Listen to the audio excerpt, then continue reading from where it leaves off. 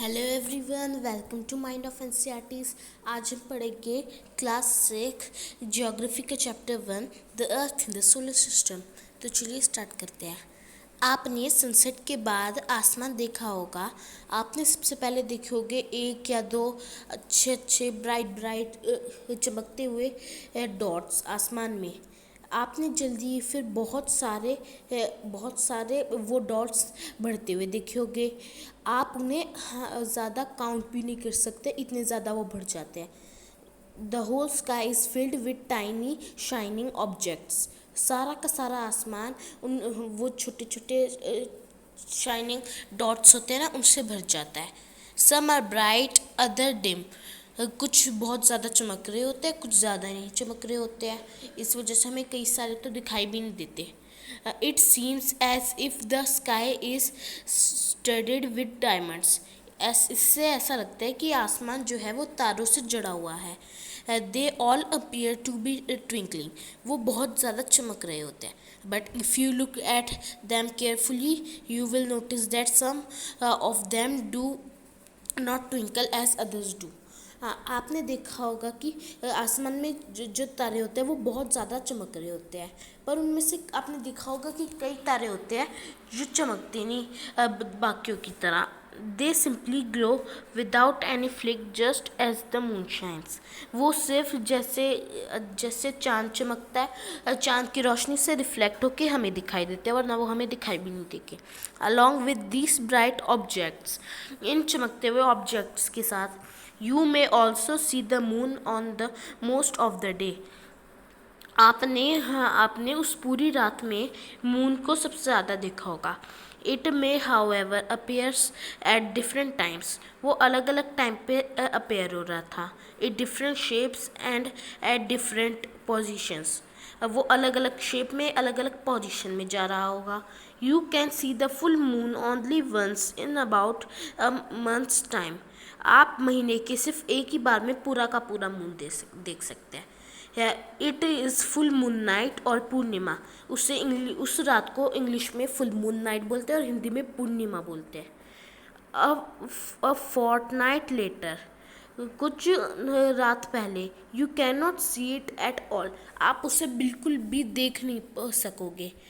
It is a new moon night और अमावस्या। उसे English में न्यू मून नाइट और हिंदी में अमावस्या बोलते हैं। इस दिन पर आप देख सकते हैं जो आसमान होता है वो सबसे बढ़िया तरीके से चमकता है। Provide it is a clear night, और वो बहुत क्लियर सी नाइट दिखती है, बहुत अच्छे से। Do you wonder why can't we see the moon and all those bright tiny objects during day time. क्या आपने कभी सोचे कि हम वो मून और वो सारे छोटे छोटे जो डॉट्स होते हैं वो हम दिन के टाइम क्यों नहीं देख पाते? It is because the very bright light of the sun does not allow us to see all the objects of the night sky. ये इसलिए होता है क्योंकि जो सन की इतनी तेज़ रोशनी होती है, वो डॉट्स होते हैं उनकी रोशनी उसके सामने कम पड़ जाती है, इसलिए वो हमें दिखाई नहीं देते। रात में सन की रोशनी नहीं होती, बस थोड़ी सी चांद की रोशनी होती है जो सन से रिफ्लेक्ट करता है थोड़ा थोड़ा, तो उसकी वजह से हमें वो सारे दिखाई दे जाते हैं। The sun, the moon, and all the objects shining in the sky are called celestial bodies. जो सन है, सूरज है, चांद, तारे, हर चीज़ जो आप स्पेस में देख सकते हैं, प्लैनेट्स जैसे हमारी अर्थ है, इन सबको सेलेस्टियल बॉडीज़ बोलते हैं। Some celestial bodies are big and hot. कुछ सेलेस्टियल बॉडीज़ जो होती है वो बहुत बड़ी और गर्म होती है। They are made up of gases. वो गैसेस की बनी होती है। जैसे कि सन है ना, वो बहुत बड़ा और गर्म होता है, वो गैस से बना हुआ है। They have their on heat and light which they emit in large amount. उनकी खुद की लाइट होती है, जैसे कि सन का मैंने अभी एग्जांपल दिया था, सन की खुद की लाइट भी होती है। These celestial bodies are called stars. इन सेलेस्टियल बॉडीज़ को स्टार बोलते हैं। आपको पता नहीं होगा शायद कि सन जो है हमारा वो भी एक टाइप का स्टार ही है। देखिए इसमें बताया the sun is a star. Countless twinkling stars in the night sky are similar to the sun.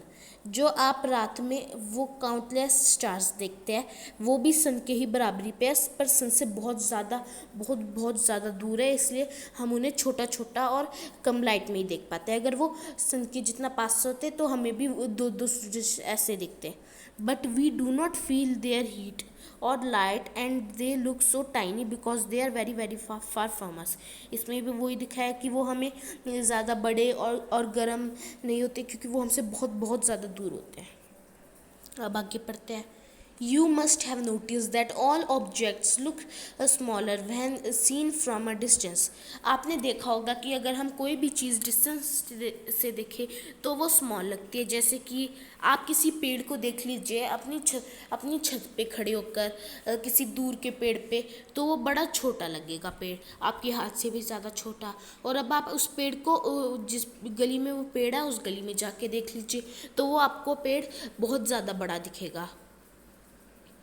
While watching the night sky, you may notice various patterns formed by different groups of stars. आप रात को जब भी तारे देखते हैं तो आपने देखा होगा कि तारे बहुत सारे वो पैटर्न्स बनाते हैं, उन्हें हम कॉन्स्टलेशंस बोलते हैं। उर्सा मेजर और Big Bear is the such constellation. जो उर्सा मेजर और बिग बियर है वो सबसे ज़्यादा कॉन्स्टलेशंस में देखे जाते हैं। देखिए यहाँ पे भी एक लड़की देख रही है स्टार्स, तो इन्होंने भी एक पैटर्न फॉर्म किया हुआ है। देखिए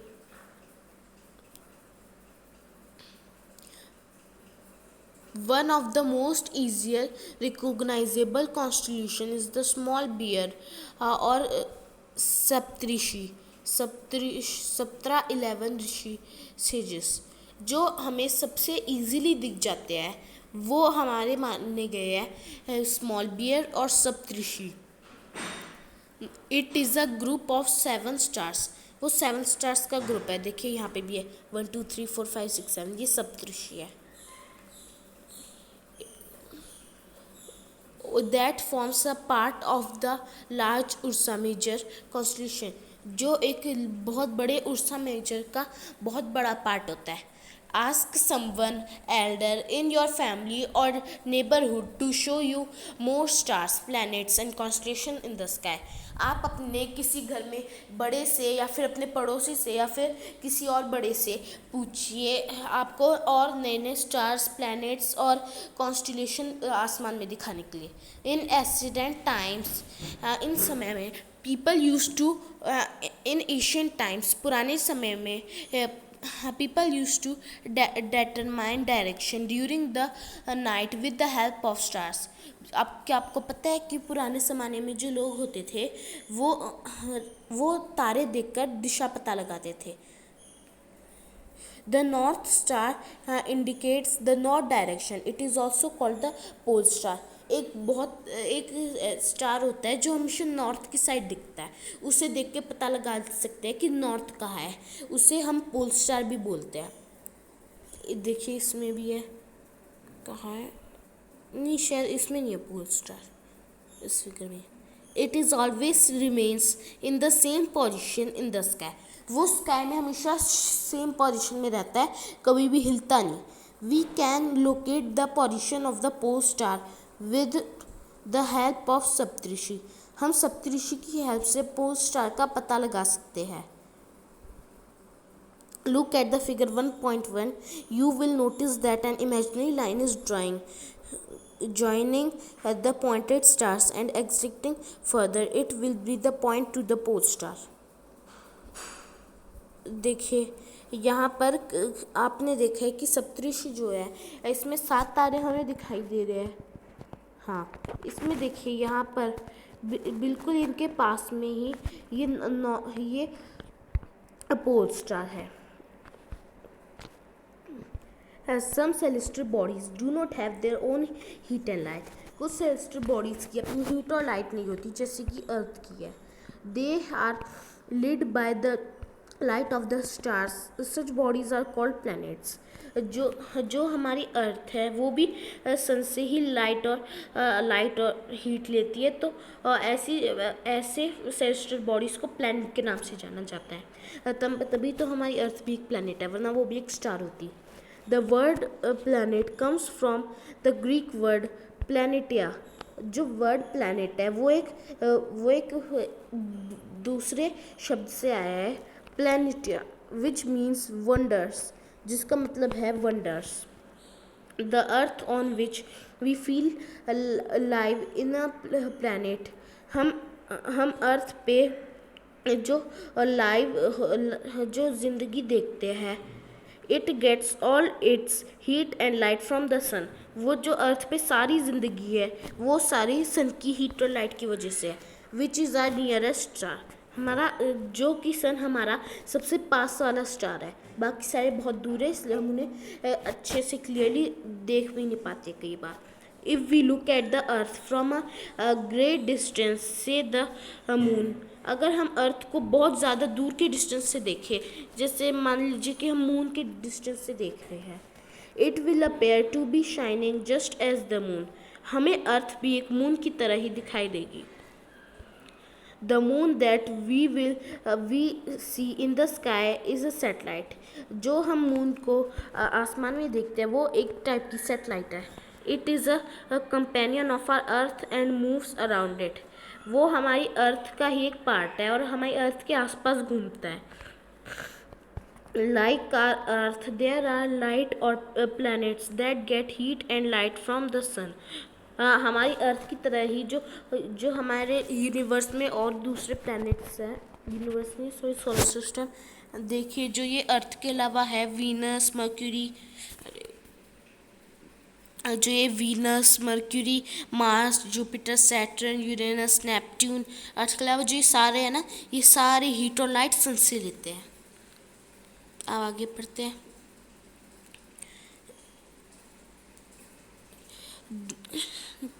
There are 8 other planets that get heat and light from the sun. Some of them have their moons too.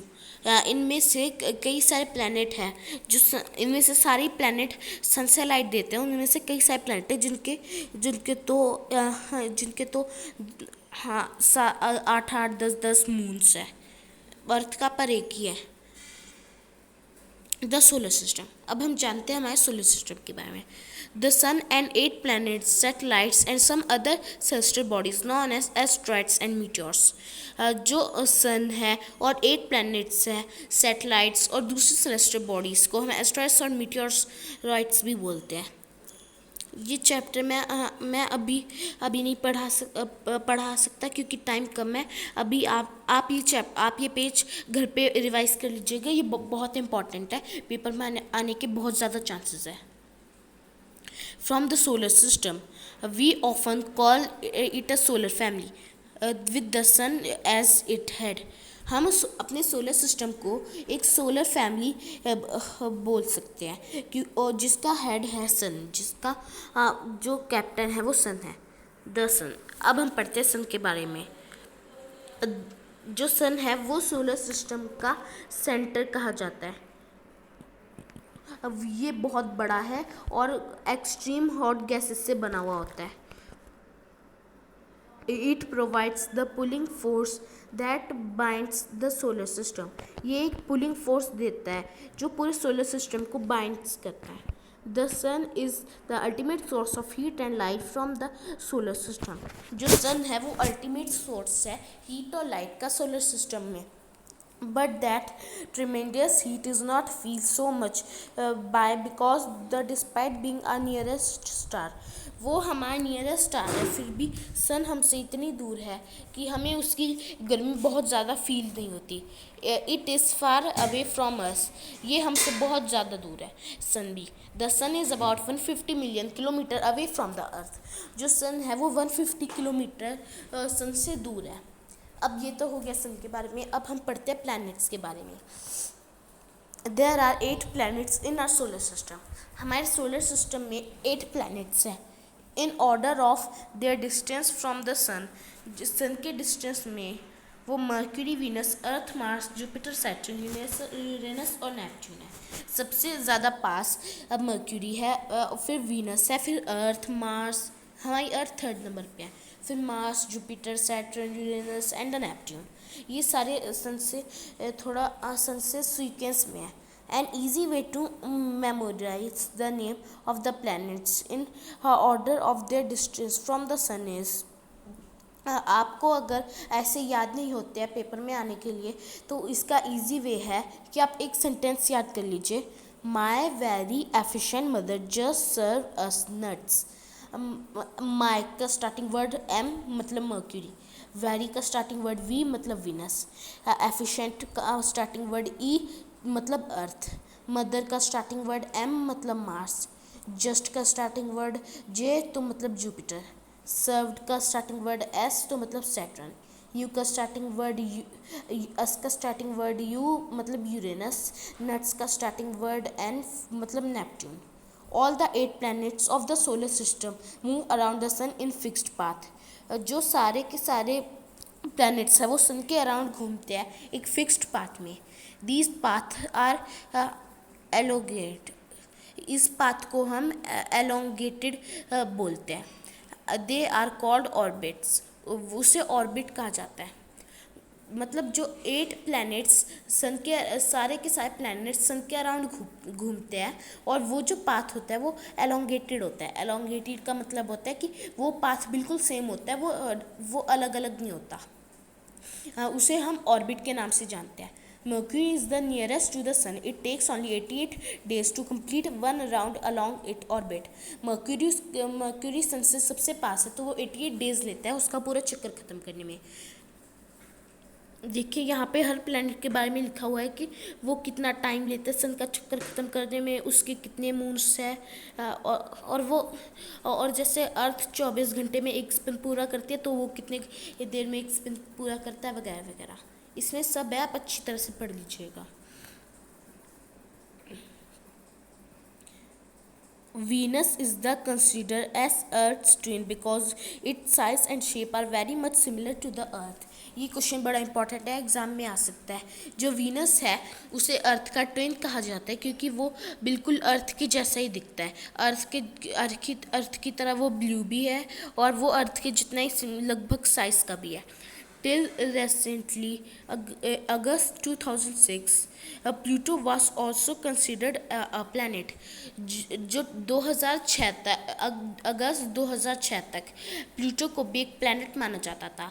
However, in a meeting of the International Astronomy Union, a distinction was taken that Pluto, like other celestial objects, जो एक बार एक meeting हुई international astronomical union में, उसमें कहा गया कि Pluto दूसरी सेलेस्टियल बॉडीज़ में गिना जाएगा, प्लूटो प्लैनेट में नहीं गिना जाएगा। Series 2003 UB 313। अब एक नया प्लैनेट आया है UB 313, discovered in the resident past में बी कॉल्ड ड्राफ्ट प्लैनेट्स, जो कि आगे जाकर शायद ड्राफ्ट प्लैनेट्स के नाम से जाना जाएगा। आपको पता है वैसे प्लूटो को निकाला क्यों गया? प्लूटो को प्लैनेट होने से निकाला गया क्योंकि 3 चीज़ें होती है जो किसी सेलेस्टियल बॉडीज़ को फॉलो करनी होती है। अगर वो उन चीज़ों को फॉलो कर देता है तो उसे प्लैनेट में गिना जाता है। पहला होता है अर्थ के अराउंड चक्कर मारना। प्लूटो एक तो अर्थ के अराउंड चक्कर नहीं मारता था। दूसरा कि उसकी ग्रेविटी होनी चाहिए, प्लूटो की ग्रेविटी भी नहीं थी। तीसरा वो खुद भी घूमना चाहिए, वो खुद भी नहीं घूमता था पर उसका मून था। द अर्थ, अब हम पढ़ेंगे अर्थ के बारे में। The earth is the third nearest planet to the sun. Earth जो है वो सन से तीसरा सबसे पास का प्लैनेट है। काफ़ी टाइम हो गया वीडियो को, मैं अर्थ का पढ़ाने के बाद इसका सेकंड पार्ट अपलोड कर दूँगा। In size it is the 5th largest planet. इसी साइज में ये एक 5th लार्जेस्ट प्लैनेट है। It is the slightly flattened, ये एट द पोल्स, वो पोल्स की साइड से फ्लैटेंड है। इस शेप को हम जॉइड के नाम से जानते हैं। जॉइड का मतलब होता है अर्थ की तरह दिखने वाली शेप। अर्थ जो नॉर्थ पोल और साउथ पोल है उनसे गोल नहीं है, उनसे थोड़ी सी फ्लैट है। conditions favorable to support life are probably found only on the earth. जो conditions है जिनमें life हो सकती है वो सिर्फ अर्थ पे मिलती है. The earth is neither too hot nor too cold. जो अर्थ है वो ज़्यादा गर्म भी नहीं है, ज़्यादा ठंडा भी नहीं है. जैसे कि जो मार्स है वो इतना ज़्यादा गर्म है कि उस पर हम चल भी नहीं सकते, और जो नेपट्यून है वो इतना ज़्यादा ठंडा है कि उस पर हम रह नहीं सकते वरना हम जम जाएंगे. It has water and air. जो अर्थ है उसमें पानी और हवा होती है. Which are very essential for survival. जो पानी और हवा हमारे लिए सबसे ज़्यादा ज़रूरी है, और पानी और हवा सिर्फ अर्थ पे ही पाए जाते हैं. The air has life supporting gases like oxygen. जो हवा होती है उसमें लाइफ को लेने वाली गैसेस होती है ऑक्सीजन जैसे. बिकॉज ऑफ दीज रीजन्स, इन रीजन्स की वजह से the earth is a unique planet in the solar system. जो ये सब चीज़ें हैं इनकी वजह से अर्थ एक सोलर सिस्टम में एक यूनिक प्लानट है. From the outer space, the Earth appears blue because its 2/3 surface is covered by water. अगर आप स्पेस में जाकर अर्थ को देखेंगे तो ये ब्लू प्लैनेट की तरह दिखाई देगा क्योंकि इसका 1/3 पार्ट पानी से कवर्ड है. It is therefore called a blue planet. अर्थ को इसलिए ब्लू प्लैनेट भी कहा जाता है. देखिए आपको एग्जाम में क्वेश्चन आ सकता है कि अर्थ को किन किन नामों से जाना जा सकता है. तो आप लिख सकते हैं earth is called blue planet and earth is called a unique planet. दो तरह का प्लैनेट लिखा जा सकता है अर्थ को. तो अब वीडियो काफ़ी लंबी हो गई है. मैं आपको मून के बारे में अपनी नेक्स्ट वीडियो में समझा दूंगा, और इसके क्वेश्चन आंसर्स भी आपको एक और वीडियो बना के समझा दूंगा. और मेरी नेक्स्ट वीडियो का तब तक के लिए वेट करिए. वीडियो को लाइक कीजिए, सब्सक्राइब कीजिए, अपने फ्रेंड्स के साथ शेयर कीजिए. Bye bye.